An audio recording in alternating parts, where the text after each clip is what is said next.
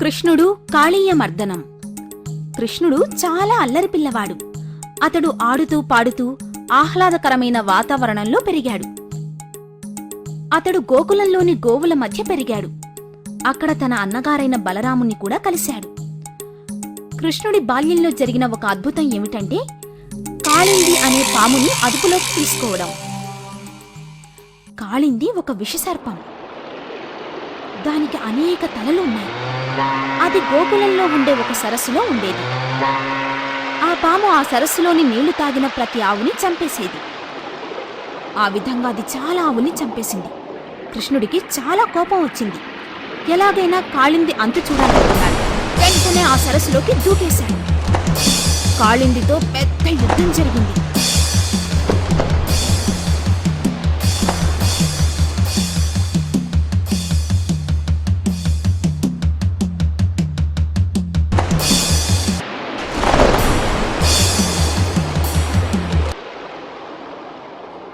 ఆ సంగతి తెలిసిన అతని స్నేహితులందరూ వెంటనే ఊళ్ళోకి పరుగు పెడుతూ అందరికీ చెప్పారు.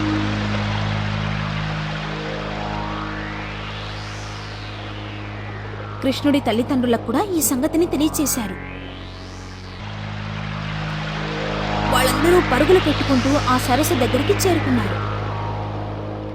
జరుగుతున్నది చూసి ఆశ్చర్యపోయారు. ఆ సరస్సు నిండా రక్తం. అయ్యో, ఆ రక్తం చూసి కృష్ణుడు చనిపోయి ఉంటాడనుకున్నారు.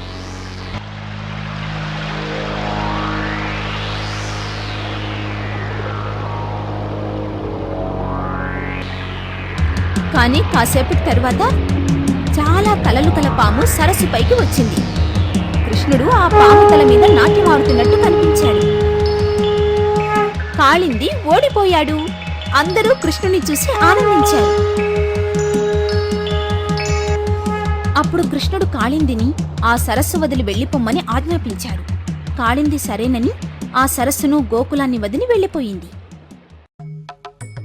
అప్పటికే కృష్ణుడికి చాలా మంచి పేరు ప్రఖ్యాతలు వచ్చాయి. అతడి లీలల గురించి ఎన్నో ఊళ్ళకి తెలిసింది. అలా ఆ వార్త కంసుడి దాకా వెళ్ళింది. అది విన్న వెంటనే కంసుడు దేవకి